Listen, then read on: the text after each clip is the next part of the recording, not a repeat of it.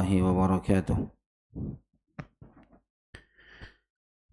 إن الحمد لله نحمده ونستعينه ونستغفره ونعوذ بالله من شرور أنفسنا ومن سيئات أعمالنا. من يهده الله فلا مضل له ومن يضلل فلا هادي له.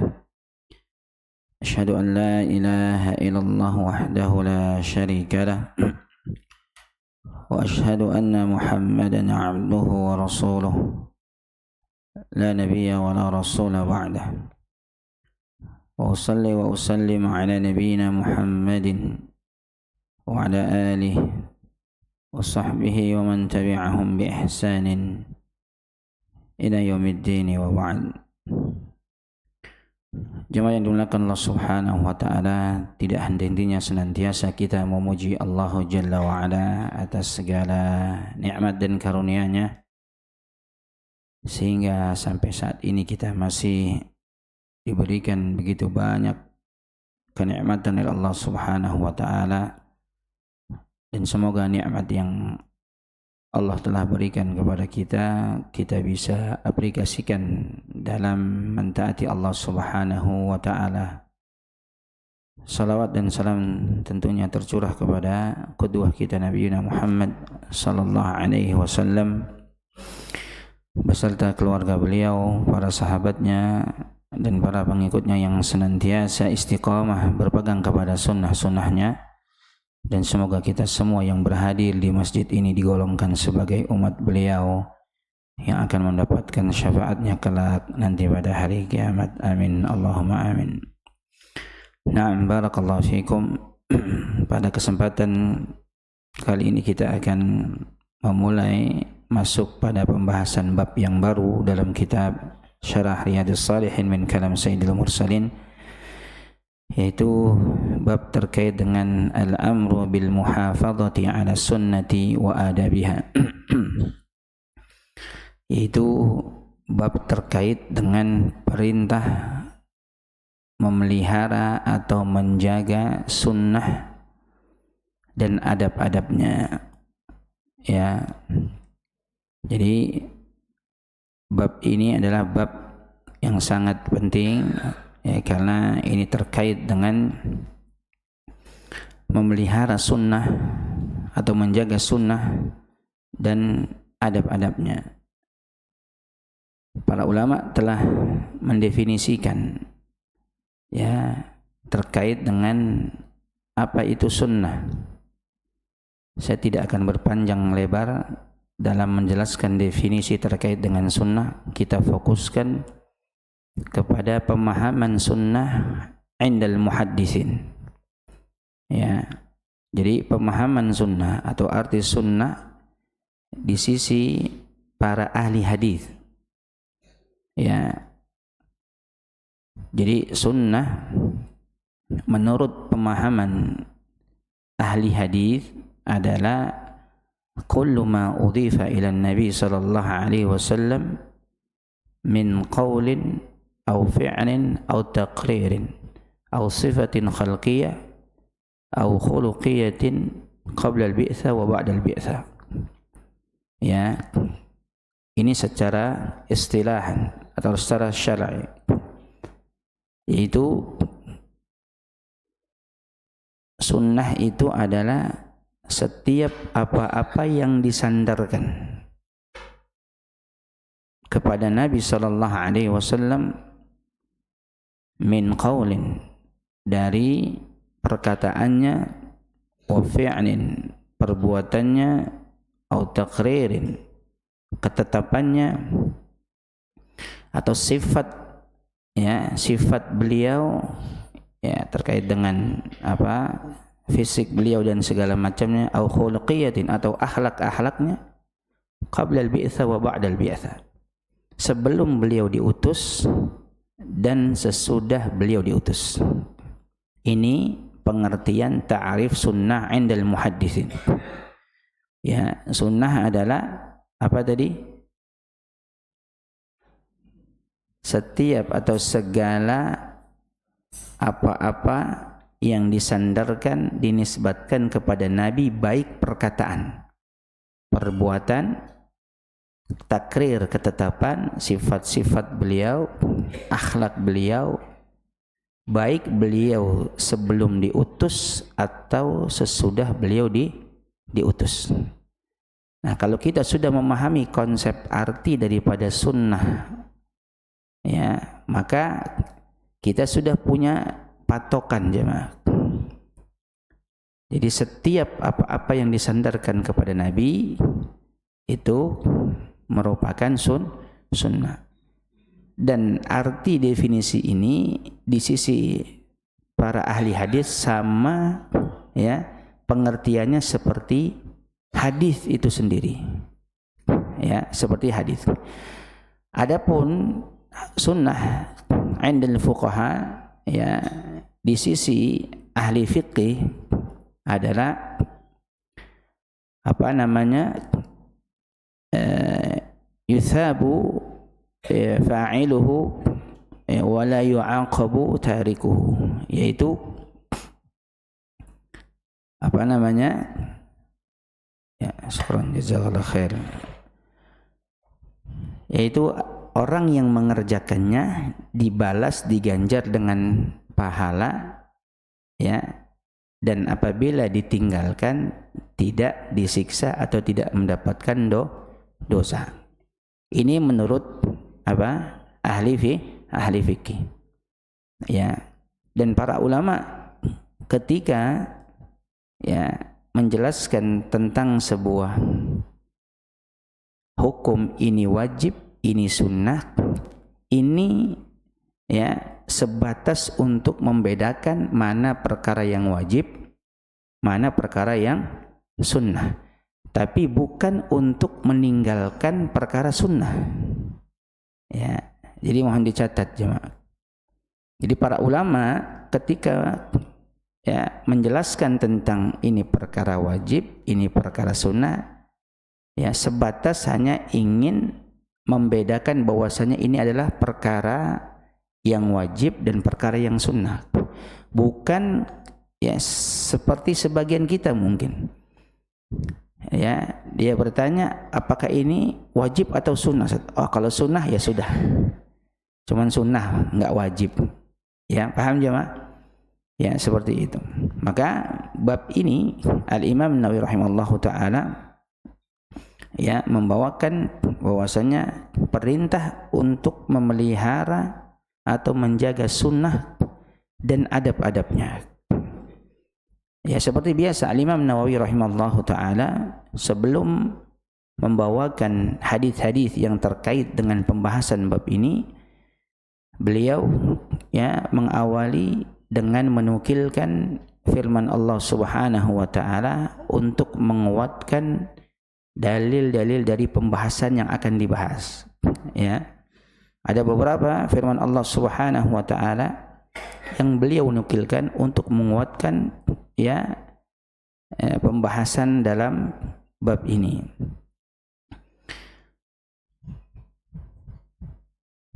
Ayat yang pertama yang dinukilkan oleh Al-Imam Nawawi rahimahullahu taala dalam surat Al-Hasyr di ayat ke-7. Qala Allah taala, Allah berfirman, "Wa ma ataakumur rasulu fakhudhuhu wa ma nahakum anhu fantahu." Ya. Jadi apa-apa yang diberikan Rasul kepadamu, fakhudhuhu, maka ambil, maka terimalah. Wa ma nahakum anhu fantahu, dan apa-apa yang dilarang bagimu maka tinggalkanlah. Ya, maka tinggalkanlah. Ayat ini sebenarnya kalau kita lihat baca, mungkin sababun nuzulnya, turunnya ayat ini terkait dengan harta fa'i. Apa fa'i? Ya, rampasan perang.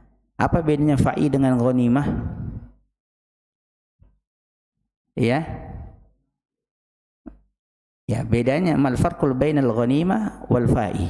Apa perbedaan antara, sama-sama harta rampasan perang. Ghanimah harta rampasan, fa'i juga harta rampasan perang juga. Bedanya kalau ghanimah itu didapat ketika setelah terjadinya peperangan. Jadi umat Islam berperang melawan orang-orang kafir, kemudian orang-orang kafir mundur, kalah, kemudian kan pasti ada apa? Harta rampasan, mungkin senjata atau ternak yang ditinggalkan atau apapun itu. Ya, mereka kabur, semua kita dapat barang-barang harta rampasan tersebut. Ya, adapun fa'i adalah harta rampasan yang didapat oleh kaum muslimin tanpa adanya peperangan. Jadi sebelum bertempur mereka sudah meninggalkan duluan, enggak ada. Misalnya Indonesia perang lawan Belanda, orang kafir. Sebelum kita berangkat menyerang ke sana, ternyata mereka sudah kabur. Ya, sudah meninggalkan negerinya. Nah, kita di situ ada mungkin ternak-ternak yang ditinggalkan atau apapun itu, emas dan yang lainnya. Maka itu adalah fa'i. Ya, harta fa'i. Ya, jadi maksudnya apa-apa yang diberikan Rasul kepadamu, maka terimalah. Ya. Jadi kalau Rasul memberikan harta fa'i kepada kaum muslimin, ya, maka terima. Kita terima. Tapi apa-apa yang dilarang, misalnya apa-apa yang tidak diberikan, ya dilarang sama Nabi, jangan ngambil. Jangan ngambil harta rampasan. Ya, walaupun ayat ini terkait dengan harta fa'i, tapi ini bersifat umum. Jadi intinya apa-apa yang diberikan Rasul, baik daripada ajarannya, sunnahnya dan yang lain-lainnya, maka terima. Karena sebagai yang menjadi pelajaran itu adalah al-ibrah bi umumil lafz la bi khususis sabab. Jadi yang menjadi pelajaran itu adalah keumuman lafaznya, bukan kekhususan sebabnya. Walaupun sebab ayat ini turunnya untuk terkait dengan harta fa'i, tapi ini umum untuk segala hal yang berkaitan dengan apa-apa yang diberikan Rasul, baik sunnahnya, adabnya dan yang lain, maka terima. Ya, maka terima. Jangan ditolak. Ya, sebagaimana di sini disebutkan ya kisah bahwasannya Rasulullah sallallahu alaihi wasallam ba'atha Umar ibn al-Khattab radhiyallahu anhu ala sadaqah fi sanati minas sanawat. Rasul pernah mengutus Umar bin Khattab untuk mengambil zakat yang biasa setiap tahunnya. Falamma raja'a atahu, maka tatkala Umar kembali mengambil zakat sedekah seperti itu, maka Nabi memberikan bahasanya ujroh lah, atau imbalan kepada Umar. Faqala, maka Umar mengatakan, ya Rasulullah, tasaddaq bihi ala man huwa afqara minni. Wahai Rasulullah, sedekahkan saja atau berikan saja harta ini yang Umar tadi beri kepada orang yang lebih fakir dari saya. Jadi Umar dikasih imbalan sama Nabi. Kemudian Umar mengatakan, wahai Rasulullah, sedekahkan saja harta ini kepada orang yang lebih fakir dari saya. Di sini kemudian faqala Nabi sallallahu alaihi wasallam, ma ja'aka min hadzal mal wa anta ghairu musyrifin wala sa'ilin fakhudhuhu. Kata Nabi sallallahu alaihi wasallam, setiap apa-apa yang datang kepadamu, atau setiap harta yang datang kepadamu, wa anta ghairu musyrifin, sementara kamu itu tidak membutuhkannya, tidak mengharapkannya, wala sa'il, dan kamu juga tidak memintanya, fakhudhu, maka ambil. Ya. Wa ma la fala tutbi'uhu nafsak. Sebaliknya, ya, jika tidak datang harta kepada engkau dan engkau malah memintanya, membutuhkannya, wala tutbi'uhu nafsak, maka janganlah janganlah kamu mengikuti hawa nafsumu. Ya, dari sini kata para ulama bahwasanya jika seseorang diberikan sesuatu yang dia tidak membutuhkannya, dia tidak mengharapkannya, bahkan dia tidak memintanya, maka ambil saja. Masalah nanti dia mau diberikan kepada orang lain itu urusan lain, terserah nanti. Yang penting terima saja dulu. Kita dikasih sesuatu yang kita mungkin sudah ada. Ya, ini Ustaz buat saya. Enggak usah, sudah ada di rumah. Kalau dia terima, yang pertama dia menyenangkan hati yang memberi. Ya. Kedua nanti dia bisa, kalau memang sudah dia enggak butuh dengan barang atau sesuatu yang diberikan, nanti dia bisa memberikan kepada orang lain. Ya, seperti itu. Ya, tapi intinya bahwasanya apa-apa yang diberikan oleh Rasulullah sallallahu alaihi wasallam terimalah, ya, terima. Apapun itu, mau harta, mau sunnah, ya. Apalagi ini terkait dengan kenapa Imam Nawawi membawakan ayat ini, ya, terkait dengan menjaga, memelihara sunnah. Jadi apa-apa yang datang dari Rasul, ya, untuk kita, maka ambil, maka terima. Dan apa-apa yang dilarang bagi kalian dari Rasul, maka tinggalkan, ya, tinggalkan. Karena yang namanya menjalankan perintah itu lebih berat dibandingkan meninggalkan larangan. Ya, secara umum. Ya. Jadi menjalankan perintah itu lebih berat dibandingkan meninggalkan larangan. Ya. Makanya nanti ada hadis, ya, wa idza amartumukum, ya, dan jika aku perintahkan kepada kalian, ya, suatu perintah, ya, maka mastata'tum, maka lakukanlah semampu kalian, ya, semampu kalian. Kalau misalnya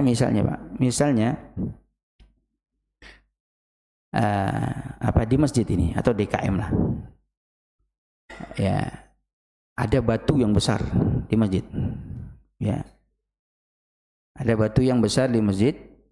Kemudian DKM mengatakan, ya, memerintahkan untuk, ya, tolong semua yang hadir di masjid angkat batu ini, batu besar.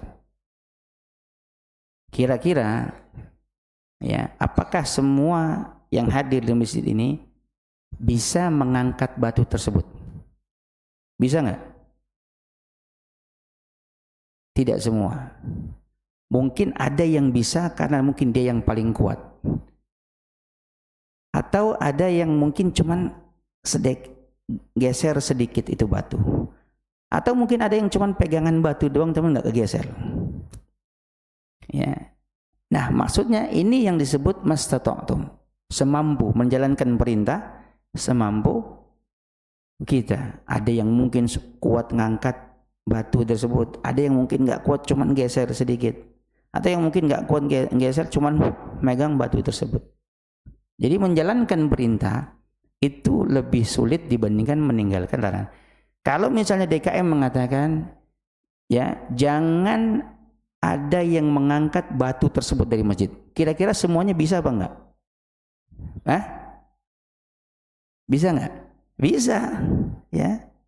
Bisa. Jadi oleh karena kata para ulama, meninggalkan larangan itu lebih mudah dibandingkan menjalankan perintah. Ya. Contoh lain misalnya, perintah untuk ya kita sholat subuh berjamaah di masjid dengan misalnya mudah-mudahan contoh ini benar. Misalnya dengan jangan sholat berjamaah, tidak perlu sholat berjamaah di masjid, cukup di rumah saja. Mudah mana? Mudah datang pergi ke masjid sholat berjamaah subuh atau sholat subuhnya di rumah? Mudahan mana? Iya Pak, di rumah aja lebih mudah. Orang yang jalan sholat subuh dari rumah pergi ke masjid berjamaah ini butuh apa? Tentunya butuh taufik dari Allah, butuh pertolongan dari Allah, butuh kesungguhan, seperti itu. Oleh karenanya, jamaah yang dimuliakan Allah Subhanahu wa taala, apa-apa yang diberikan Rasul kepadamu maka terimalah, dan apa-apa yang dilarang bagimu maka tinggalkan. Kemudian ayat yang dinukilkan ada Al-Imam Nawawi rahimallahu taala adalah dalam surat An-Najm di ayat ketiga dan keempat. Wa ma yantiqu 'anil hawa in huwa illa wahyu yuha. Dan tidaklah apa yang diucapkannya itu menurut hawa nafsunya. In huwa illa wahyu yuha, tidak lain yang diucapkan oleh beliau adalah wahyu yang diwahyukan. Jadi apa-apa yang disampaikan, diucapkan oleh Nabi sallallahu alaihi wasallam bukan menuruti keinginan hawa nafsunya, tapi merupakan wahyu yang diwahyukan. Oleh karenanya Nabi sallallahu alaihi wasallam pernah bersabda, "Inni utitul kitab wa mithlahu ma'ahu." Sesungguhnya aku diwahyukan kitab, aku diberi kitab, yaitu Al-Quran. Dalam riwayat yang lain, inni utitul Quran wa mithlahu ma'ahu. Sesungguhnya aku diwahyukan Al-Quran, diberikan Al-Quran dan yang semisal dengannya. Apa yang semisal dengannya? Sunnah atau hadis. Seperti itu. Maka apa-apa yang terucap dari Rasulullah sallallahu alaihi wasallam itu bukan keinginan hawa nafsunya semata, tapi adalah wahyu yang diwahyukan. Wahyu yang diwahyukan. Dan para ulama di sini menyebutkan wahyu itu ada dua. Yang pertama wahyu minallah, yang kedua wahyu minasyaitan. Makanya kalau tidak salah ada yang berkata kepada Ibnu Abbas kalau tidak salah. Abdullah bin Abbas kalau tidak salah. Ketika itu ada orang yang mengadu bahwasanya wahai Ibnu Abbas, ada orang yang mengatakan maksudnya dia telah mendapatkan wahyu. Dia telah menerima wahyu. Dan Ibnu Abbas bilang, ya benar. Ibnu Abbas bilang benar. Kalau kita bilang gitu, kalau kita disampaikan ada yang menerima wahyu, kita langsung bilang apa? Enggak jelas. Ini pasti enggak benar tuh orang, ngaco tuh orang. Ngaco tuh orang. Ibnu Abbas bilang benar. Tapi kata Ibnu Abbas, iya benar. Dia menerima wahyu minasyaiton. Itu wahyu dari syaitan. Apa di antara dalilnya? Allah Subhanahu wa taala di sini mengatakan wa innasyayatina la yuhuna ila awliyaihim liyujadilukum. Dan sesungguhnya setan-setan itu la yuhuna ila awliyaihim. Mereka mewahyukan, membisik-bisikkan kepada kawan-kawannya. Liyujadilukum, untuk mendebat kalian. Seperti dukun. Siapa mendapatkan wahyu dari siapa dukun? Dari syaitan. Orang-orang kafir mendapatkan wahyu dari siapa? Dari syaitan. Oleh karena jangan dilakukan Allah Subhanahu wa taala.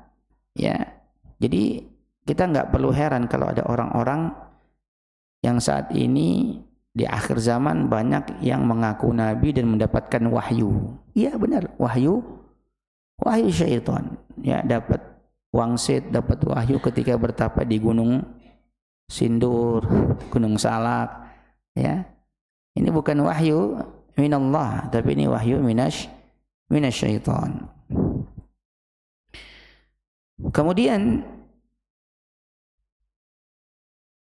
Imam Nawawi rahimahullahu taala menukilkan di dalam surat Al-Imran di ayat ke-31, "Qul in kuntum tuhibbunallaha fattabi'uni yuhibbukumullah wa yaghfir lakum dzunubakum." Katakanlah wahai Muhammad sallallahu alaihi wasallam, in kuntum tuhibbunallaha fattabi'uni. Jika kalian mencintai Allah, fattabi'uni, maka ikuti aku. Maka ikuti aku. Ini para ulama menyebutkan ayat ini sebagai ayatul mihnah atau ayatul imtihan. Ayat ujian. Ujian apa? Ujian bagi orang-orang yang menyatakan dirinya mencintai Allah. Maka syaratnya harus mengikuti Rasulullah sallallahu alaihi wasallam, mengikuti ajarannya, sunnahnya, apa-apa yang diperintahkannya dalam segala hal.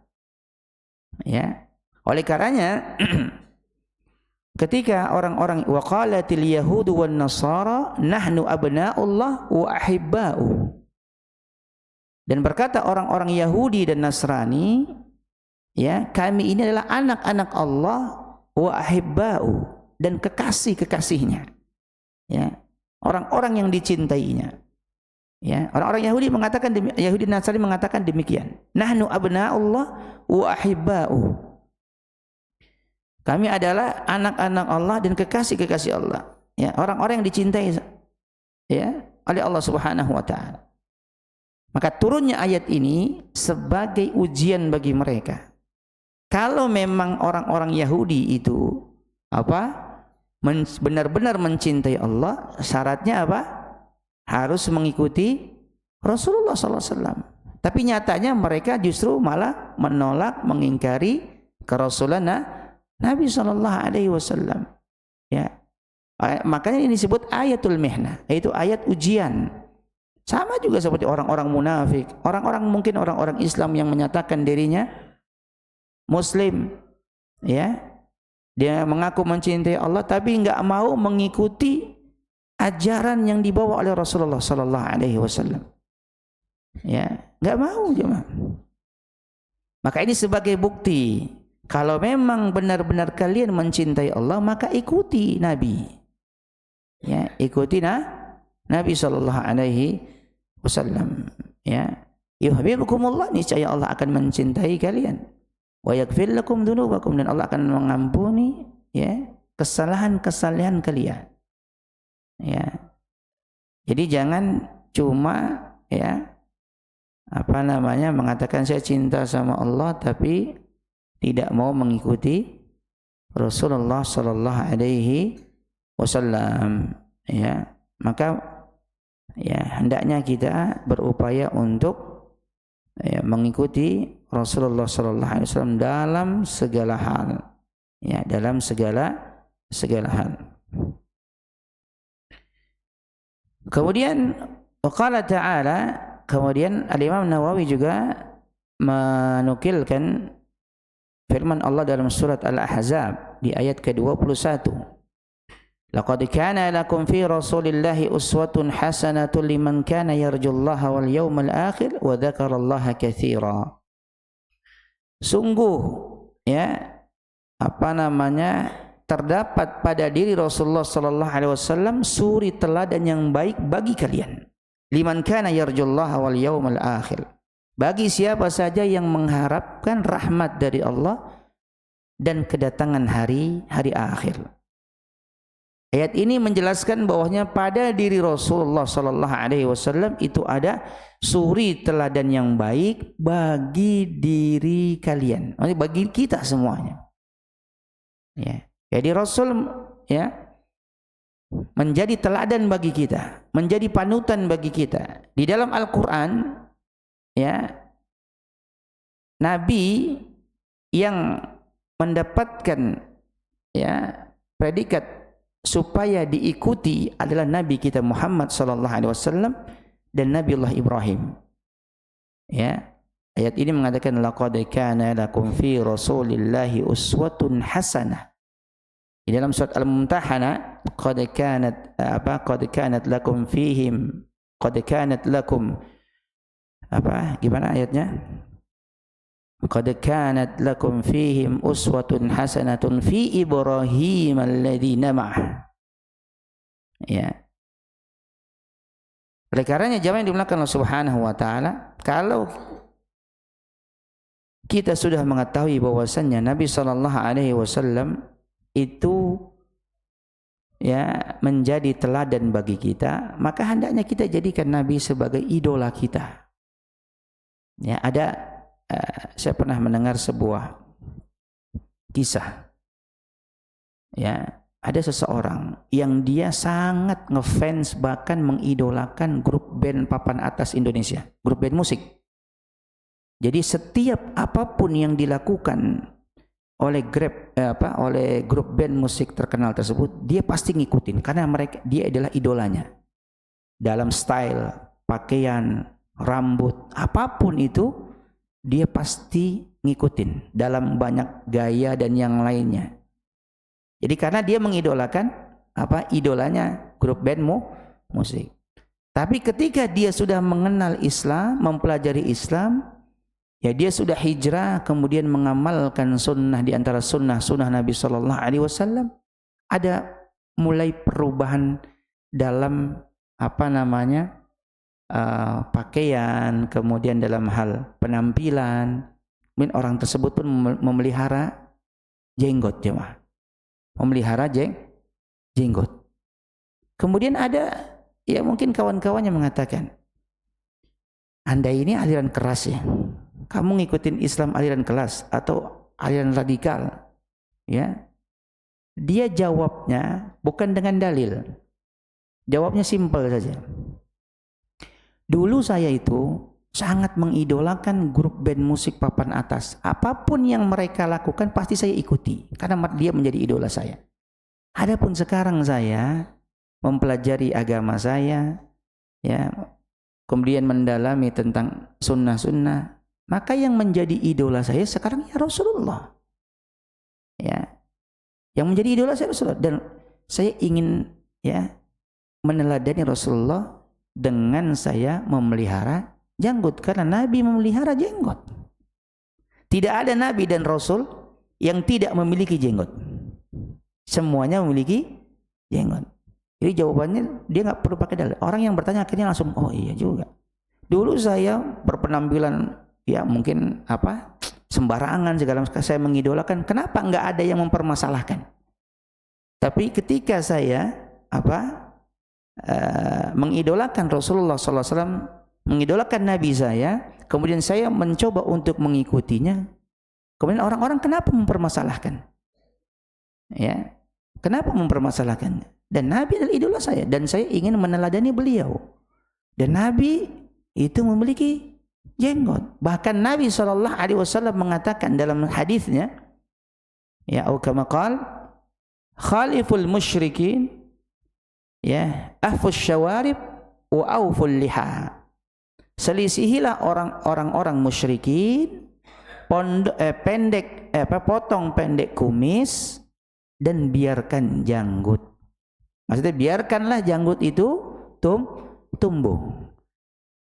Ya, wa auful liha, biarkan janggut. Oleh karenanya para ulama menyebutkan kalau yang enggak punya janggut enggak usah ditumbuh-tumbuhin.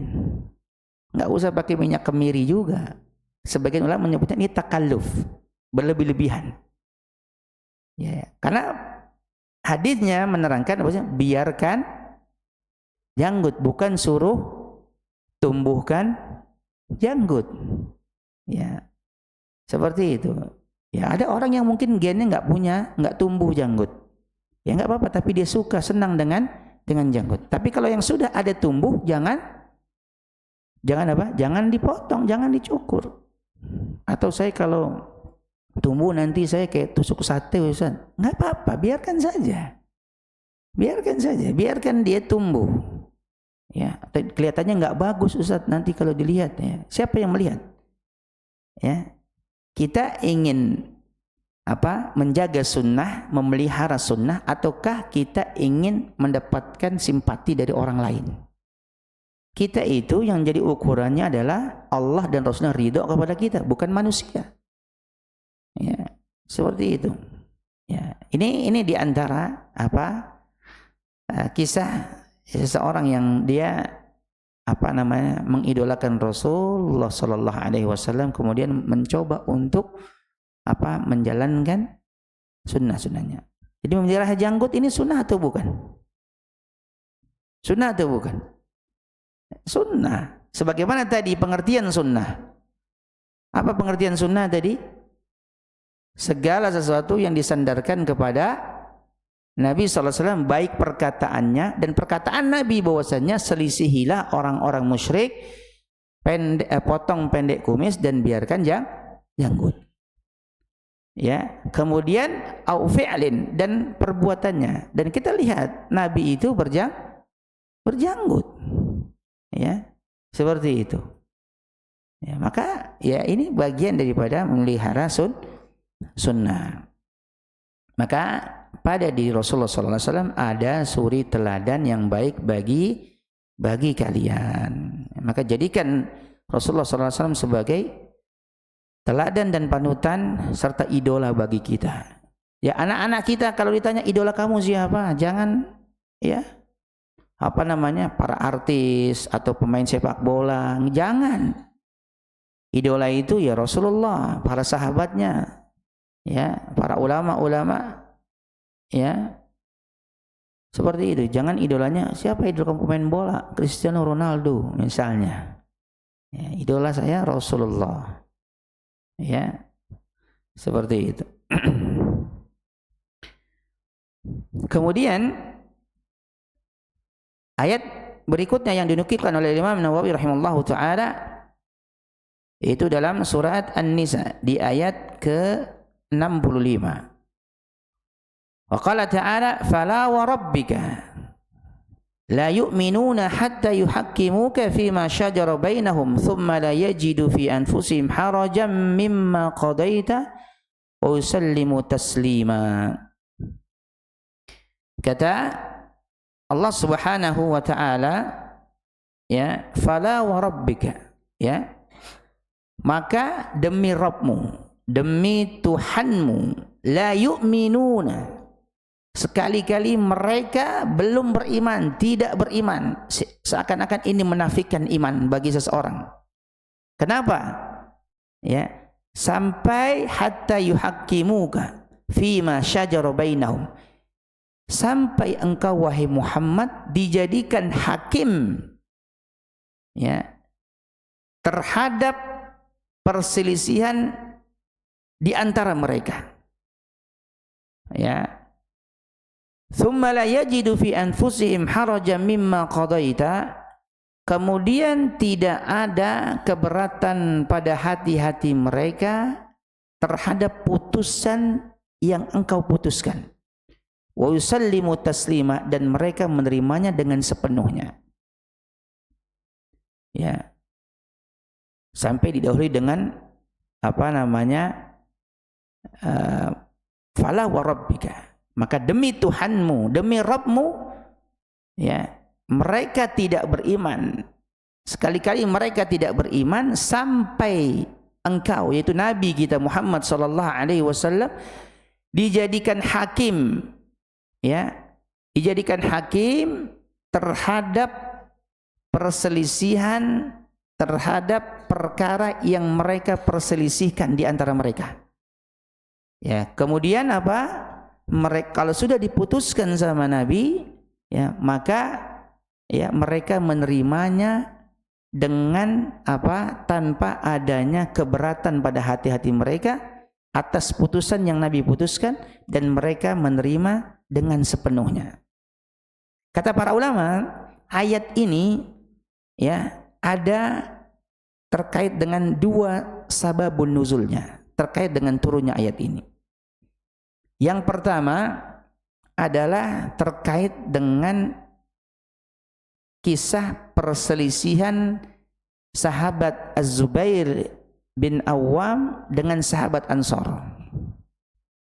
Ya, apa yang menjadi perselisihan di antara mereka, yaitu terkait dengan pengairan sawah ladang. Jadi intinya Zubair bin Awam dengan sahabat Ansor ada sedikit perselisihan terkait dengan aliran pengairan air, ya, yang mengairi di ladang-ladang mereka. Maka Zubair bin Awam dengan sahabat Ansor ini, ya, datang ke Nabi, kemudian Nabi akhirnya memutuskan dengan mengatakan, aliri dulu ladang engkau wahai Zubair, kemudian baru aliri ladang tetanggamu itu orang Ansor. Ya, kalau sawah, Pak, itu pematang. Tahu apa pematang, Pak? Kalau bahasa ininya, ya? Iya, kalau kan sawah biasanya kan kotak tuh, ada yang buat jalan kita tuh kan? Apa buat jalan kitanya? Itu pematang. Kan biasanya lebih tinggi dibandingkan sawah yang kita tanami kan. Nah, maksudnya air itu ini pematang, misalnya tingginya segini. Alirkan air dulu, ya setengahnya lah, nggak sampai atas pematang ini, setengahnya dulu, gini. Baru setelah itu alirkan ke tempat tetangga, ya. Ya, dalam riwayat yang lain disebutkan, ya, kalau air datang, alirkan dulu ke hulunya baru ke hilir. Benar nggak? Ke hulu dulu baru ke hilir, atau ke hilir dulu baru ke hulu? Hulu dulu baru ke hilir. Ya. Nah, ketika Nabi SAW mengatakan demikian, memutuskan demikian, kemudian sahabat Ansor ini mengatakan begini kepada Rasulullah, ya Rasulullah, apakah karena Zubair bin Awam ini adalah anak bibimu sehingga engkau memutuskan demikian? Wah, padam muka Rasulullah SAW.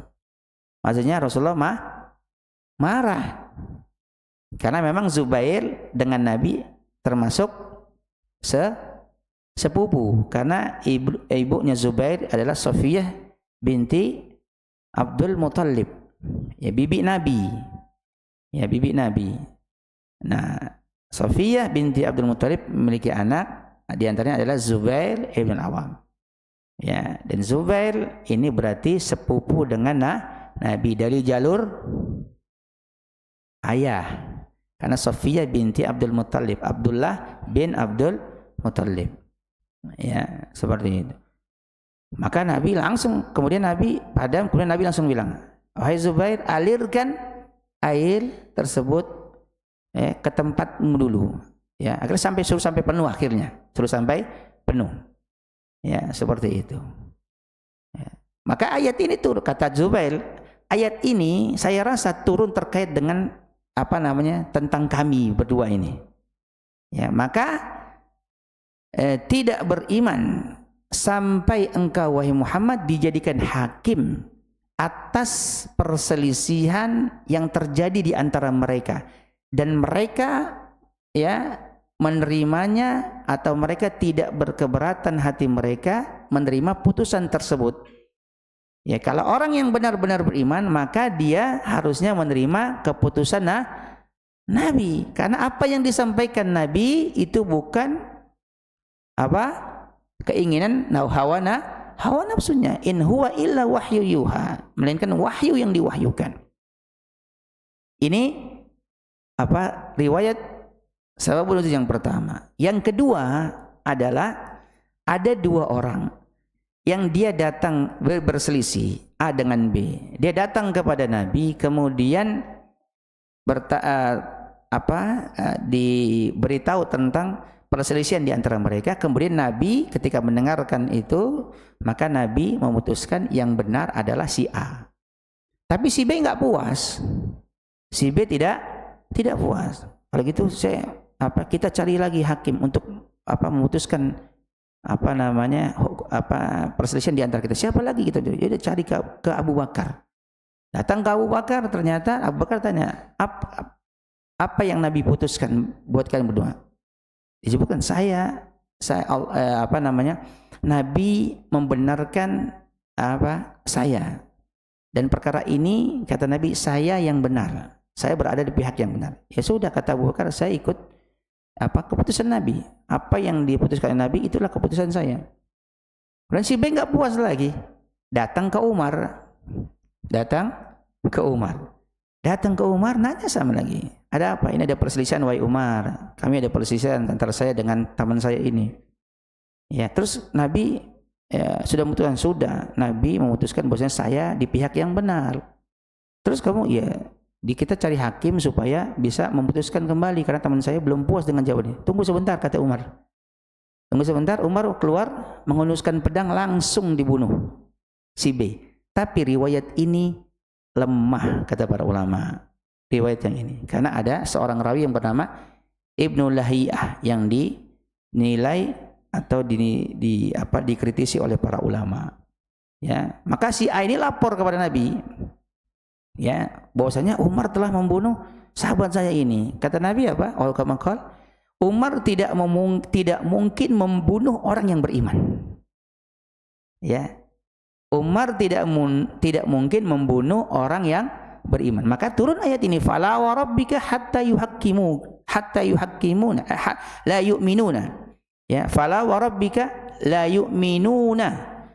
Maka demi Rabbmu, demi Tuhanmu, la yu'minuna, sekali-kali ya kamu tidak beriman, ya, hatta yuhakkimuka fima syajara bainahum, ya, sampai engkau dijadikan hakim, ya, terhadap perselisihan yang terjadi di antara mereka. Ya, seperti itu. Ya, maka turun ayat ini terkait dengan hal tersebut. Tapi riwayat yang kedua ini, kata para ulama, hadisnya lemah, seperti itu. Atau misalnya di ayat yang lain, di dalam surat Al-Ahzab misalnya, ketika Allah Subhanahu wa taala mengatakan, "Wa ma kana lil mu'minin wa la mu'minah idza qadallahu wa rasuluhu ay yakuna lahumul khiyaratu min amrihim. Wa may ya'sillaha wa rasulahu faqad dhalla dhalalan mubina." Tidak sepantasnya, tidak patut bagi orang-orang mukmin laki-laki dan orang-orang mukmin yang perempuan apabila Allah dan Rasulnya telah menetapkan sebuah pilihan, tapi masih ada pilihan lain bagi mereka. Wa may ya'sillaha wa rasulahu faqad dhalla dhalalan mubina. Maka siapa yang memaksiati Allah dan Rasulnya, maka sungguh dia sesat dengan sesat yang nyata. Nah, ayat ini kata para ulama itu turun terkait dengan kisah Julaibib. Jadi Julaibib ini ya orang sahabat Nabi yang mungkin secara paras wajah ya tidak tampan, ya mungkin ada sebagian riwayat hidungnya agak ke dalam sedikit. Ya, seperti itu. Jadi dia ingin menikah. Kemudian ya dia berbicara dengan Rasul, bahwasanya dia mengatakan ingin menikah, apa kamu mau nikah? Ya, mau. Ya, kemudian akhirnya Rasulullah datang ke seorang bapak yang memiliki seorang putri yang sangat cantik sekali. Sangat cantik. Ya kalau secara paras luar biasa cantiknya. Nah, kemudian bapak itu ditangi. Kemudian Rasul mengatakan, "Saya ingin melamar anak Anda." Oh, bapak tersebut langsung senang kan? Wah, Rasul mau lamar anak saya ini. Baik, tapi bukan untuk saya, kata Rasul. Tapi untuk siapa, wahai Rasulullah? Untuk Julaibib. Oh, ayahnya langsung tahu sebenarnya. Wah, Julaibib. Kalau bahasa kita, aduh. Baik, wahai Rasulullah, saya rembukkan dulu. Bahasa kita, saya rembukkan dulu dengan istri dan anak saya di rumah. Saya musyawarah dulu. Iya, silakan. Kemudian suaminya datang ke rumah, bilang sama istrinya, ya, wahai istriku, sesungguhnya anak kita dilamar oleh Rasulullah SAW. Wah, senangnya bukan main.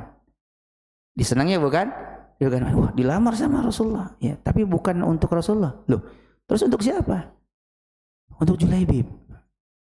Ada mengatakan ibunya ketika mendengar itu, bahasanya kita, Julaibib, ya, Julaibib, iya Julaibib. Wah, emaknya nggak setuju bahasanya, ibunya nggak setuju. Dia tahu bagaimana Julaibib, ya, orang biasa dalam riwayat, ya, apa namanya, ya, penampilannya kurang mempesona lah bahasanya, kurang, ya, mungkin orang nggak tertarik dengan lihat parasnya dan segala macam. Ibunya nggak mau, ya kan, jangan kalau dinikah sama Julaibib, saya nggak mau. Tapi anaknya, putrinya itu mendengar dari kamar, ya, mendengar dari kamar, ya. Kemudian apa namanya, anaknya tersebut mengatakan kepada kedua orang tuanya, ya, maknanya apa? Apakah kalian ingin menolak pinangan Rasulullah Sallallahu Alaihi Wasallam? Ya, apakah kalian ingin membantah, ya, perkataan Rasulullah Sallallahu Alaihi Wasallam? Maka anak tersebut, nikahkan saya dengan Julaibib. Subhanallah. Langsung, ya. Maka ayat ini, ya, turunnya ayat ini terkait dengan hal itu. Maka apa tadi? Wa ma kana lil mu'minin wala mu'minah idza qadallahu wa rasuluhu ay yakuna lahumul khiyaratu min amrihim.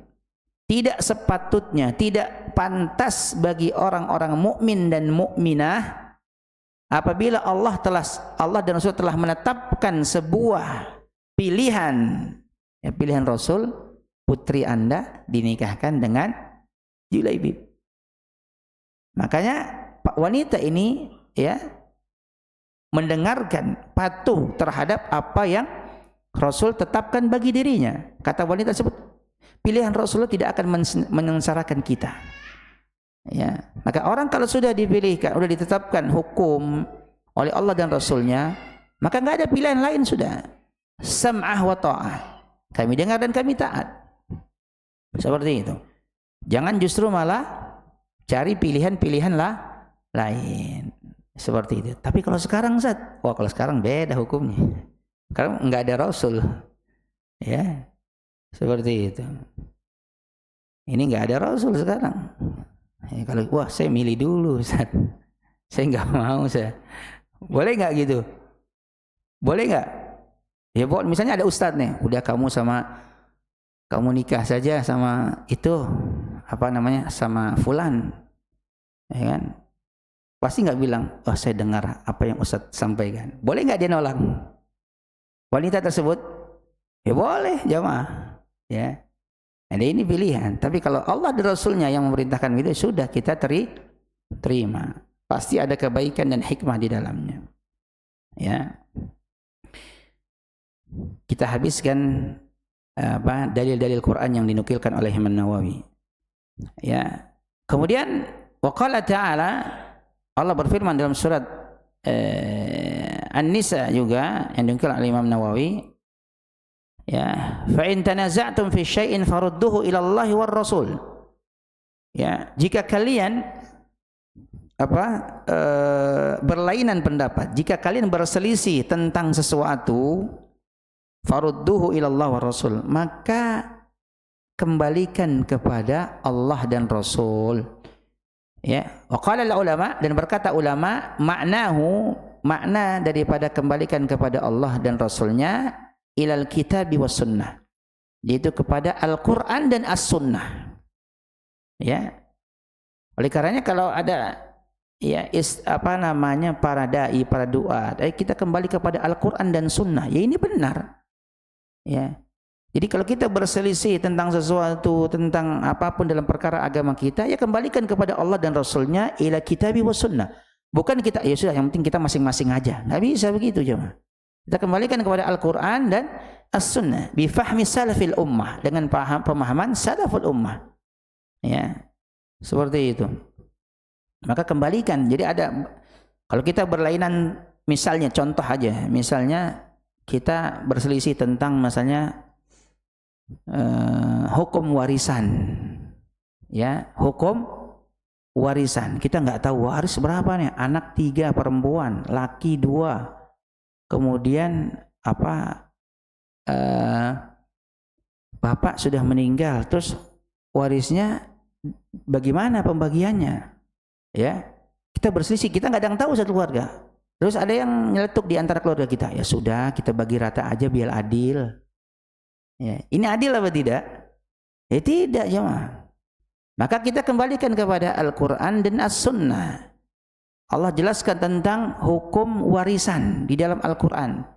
Di dalam hadis Nabi SAW juga diterangkan. Maka kembalikan kepada apa? Allah dan Rasul, kepada kitab dan As-Sunnah, kepada Al-Quran dan As-Sunnah. Bukan kita, ya sudahlah, orang-orang kebanyakan juga biasa kalau bagi warisan dibagi rata. Ya, masing-masing aja, nggak bisa begini. Ya, tapi dikembalikan kepada Al-Quran dan As-Sunnah. Ya, jadi kalau ada perselisihan di antara kita dalam urusan agama dan yang lainnya, maka tetap harus dikembalikan kepada Al-Quran dan As-Sunnah.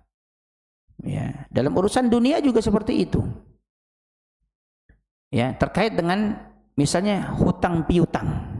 Di dalam Al-Quran, ayat yang paling panjang itu ayat terkait dengan hutang piutang. Ayyuhalladzina amanu idza tadayantum bidainin, ya, faktubu. Ya, wahai orang-orang yang beriman, ya, apabila kalian berhutang piutang, ya, li ajali musamma faktubu. Ya, kemudian dalam waktu yang telah ditentukan, maka hendaknya catat. Nah, hutang piutang ini terkait dunia bukan? Dunia juga. Ya, seperti itu. Urusannya dunia. Ya, maka harus nurut kepada Allah dan Rasulnya. Dan di sini di antara, ya, menjaga sunnah, ya, atau memelihara sunnah dan adab-adabnya adalah dengan cara mengikuti ajaran Nabi Sallallahu Alaihi Wasallam. Kemudian ayat selanjutnya dalam surat An-Nisa di ayat ke-80, wa qala ta'ala may yuti'ir rasul faqad ata'a Allah. Barang siapa yang mentaati Rasul, ya, maka sungguh, ya, dia mentaati Allah. Jadi siapa yang mentaati Allah, pasti dia mentaati, barang siapa yang mentaati Rasul, pasti dia mentaati Allah Subhanahu wa ta'ala. Wa qala ta'ala, kemudian Allah juga berfirman dalam surat Asy-Syura di ayat ke-52 dan 53, wa innaka latahdi ila siratim mustaqim. Ya, dan sesungguhnya benar-benar engkau, ya, siapa itu Nabi kita Muhammad sallallahu alaihi wasallam, membimbing, ya, ke jalan yang lurus. Di Nabi kita, ya, membimbing, menunjukkan, memberikan hidayatul irsyad. Karena hidayah ada dua, hidayatul irsyad dengan hidayatul taufiq. Ya, hidayatul irsyad adalah hidayah, kita memberikan hidayah petunjuk. Ya, misalnya orang, ya, memberikan petunjuk kepada saudaranya ke jalan kebaikan. Ya, dia sudah dulu maksiat, terus kemudian temannya, sahabatnya ini menasihatinya, kemudian mendakwahkannya, kemudian akhirnya dia dapat memberikan hidayah yang disebut hidayatul irsyad, itu petunjuk. Tapi hidayatul taufik ini Allah, dari Allah, bukan dari kita. Ya, dia bisa istiqomah dalam melakukan kebaikan-kebaikan tersebut, itu namanya hidayatul taufik. Ya, dan kita nggak bisa menjamin orang tersebut yang kita berikan petunjuk dalam ketaatan setiap saat, kecuali Allah berikan dia petunjuk. Makanya di dalam Al-Quran ketika innaka la tahdi man ahbabta walakinna yahdi may yasha. Sesungguhnya engkau wahai Muhammad tidak dapat memberikan hidayah kepada orang yang engkau cintai, tapi sesungguhnya Allah lah yang dapat memberikan hidayah kepada siapa saja yang dikehendaki. Kepada siapa saja yang dikehendaki, ya. Wa qala ta'ala, kemudian dalam surat An-Nur Allah Subhanahu wa taala berfirman, "Falyahdharil ladzina yukhalifuna an amri an tusibahum fitnah aw yusibahum adzabun alim." Maka hendaknya takut orang-orang yang menyelisihi perintahnya. Maksudnya perintah siapa? Rasulullah sallallahu alaihi wasallam. Kata Allah, "Falyahdharil ladzina yukhalifuna an amri." Maka hendaklah takut orang-orang yang menyelisihi perintah Rasulnya. Kenapa? Dua ancamannya, antusibahum fitnah, ya, maka dia akan ditimpa, ya, dengan cobaan, ujian, musibah, au yusibahum adzabun alim, atau dia ditimpa dengan azab yang sangat pedih. Jadi siapa yang menyelisihi perintah Rasulullah sallallahu alaihi wasallam, maka dia akan ditimpa dengan cobaan, ujian, musibah, atau dia akan ditimpa dengan azab yang sangat pedih. Di dalam Al-Quran disebutkan, wa may yushaqiqir rasula min ba'di ma tabayyana lahul huda wa yattabi' ghayra sabilil mu'minin nuwallihi ma tawalla wa nuslihi jahannam wa sa'at masira. Barang siapa yang menyelisihi Rasul setelah jelas datang kepada mereka petunjuk, ya, sudah datang penjelasan, sudah jelas semuanya baik di dalam Al-Quran maupun As-Sunnah, tapi dia malah menyelisihi Rasul, ya, wa yattabi' ghairu sabilil mu'minin, dan dia mengikuti jalannya selain daripada jalannya orang-orang beriman, nuwallihi ma tawalla, maka kami biarkan mereka berpaling kemana mereka berpaling, wa nuslihi jahannam wa sa'at masira, dan kami masukkan dia ke dalam neraka jahanam, dan adalah seburuk-buruk tempat kembali. Seburuk-buruk tempat kembali, ya. Maka jangan sampai kita menyelisihi Rasulullah sallallahu alaihi wasallam, ya. Jangan sampai, karena ancamannya berat, dimasukkan ke dalam neraka, diadab dengan adab yang pedih, atau diuji dengan ujian, musibah, dan yang lainnya, ya. Dan ayat yang terakhir yang dinukilkan oleh Al-Imam Nawawi rahimallahu taala adalah dalam surat Al-Ahzab, wadhkurna ma yutla fi buyutikunna min ayatillahi wal hikmah, ya, dan ingatlah apa yang dibacakan di rumah-rumah kalian, itu istri-istri Nabi, min ayatillah, dari ayat-ayat Allah, wal hikmah, dan hikmah. Hikmah di sini kata para ulama adalah sunnah nabimu, ya, sunnah Nabi kita sallallahu alaihi wasallam, ya.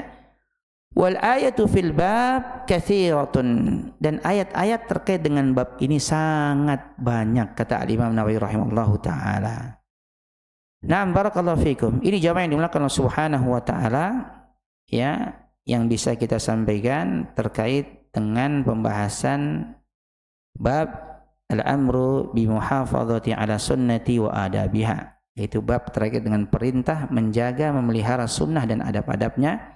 Dan apa yang tadi kita nukilkan ini baru penjelasan Al-Imam Nawawi, ya, dalam nukilan-nukilan ayat-ayat Al-Quran.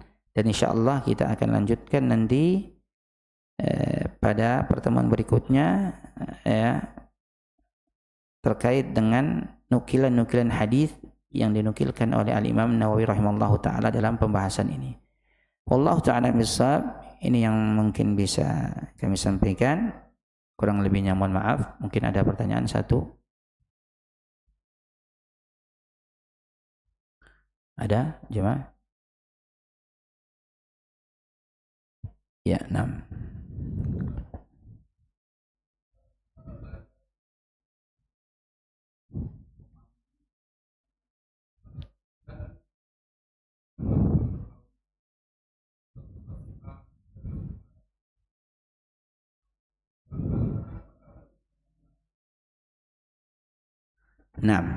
Barakallahu fiik. Ya, maka ya inilah pentingnya kita terus belajar, ya, dalam memahami agama ini dengan benar. Ya, tentunya dalam belajar juga kita harus, ya, melihat, ya, terkait apa-apa yang disampaikan oleh, ya, guru-guru kita. Bukannya kita tidak sopan atau tidak tidak beradab dengan guru, tapi apa-apa yang disampaikan, ya, oleh guru-guru kita, ustadz-ustadz kita, maka kita harus menimbangnya, ya, harus kita menimbangnya. Ya, tentunya timbangan kita orang awam, ya, kita cari komparasi lah, kita apakah yang disampaikan ini benar atau tidak, ya. Kita diberikan akal, ilmu oleh Allah Subhanahu wa taala, ya, kita memohon juga kepada Allah taufik, ya, pemahaman yang benar, ya, dalam memahami agama ini. Ya, kalau misalnya seseorang, ya, dia mengikuti pemahaman ustadz-ustadznya, begitu kan, kemudian ternyata dianggap itu sunnah, padahal bukan sunnah, Ya, apakah kita termasuk orang-orang yang mungkin bisa terjatuh dalam dosa dan maksiat? Ya, ini perlu dirinci. Kalau memang orang tersebut dia jahil, dia nggak tahu, ya, dia memang benar nggak tahu, ya semoga Allah maafkan karena ketidaktahuannya. Makanya pentingnya belajar. Tapi ada yang orang mungkin dia tahu, diberitahu ini bukan sunnah, ini justru menyelisih sunnah. Ya, tapi orang tersebut malah terus mengamalkan sunnah yang bukan sunnah. Ya, maka orang semacam ini bisa berdosa seperti itu. Ya, contohnya misalnya jamaah, ya contohnya misalnya, ya bahwasannya kita ada namanya sholat rebo wekasan, kalau bahasa Jawa itu. Sholat rebo wekasan itu nggak ada sunnahnya, bahkan bersumber dari hadis-hadis yang palsu. Kita sampaikan bahwasanya ini nggak ada, ya karena bala turun pada hari Rabu, kemudian kita makanya sholat pada malamnya, kemudian puasa pada siang harinya dapat ini, dan itu nggak ada sunnahnya. Nah, ketika disampaikan bahwasanya itu nggak sunnahnya, bahkan itu perkara yang bid'ah, bahkan hal tersebut, tapi orang tersebut masih saja melakukannya, maka dia berdosa.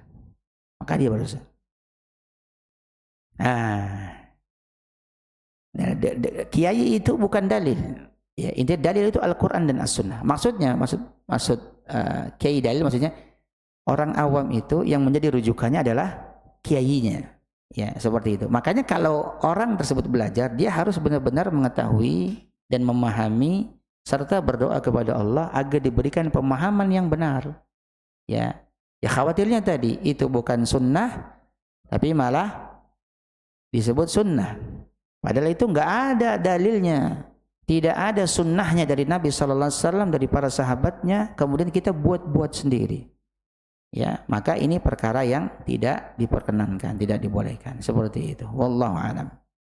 Nah, barakallahu fiikum. Ini yang bisa kami sampaikan. Nakhtim bi doa kafaratul majlis. Subhanakallahumma wa bihamdik, asyhadu an la ilaha illa anta, astaghfiruka wa atubu ilaik. Akhirul kalam. Assalamualaikum warahmatullahi wabarakatuh.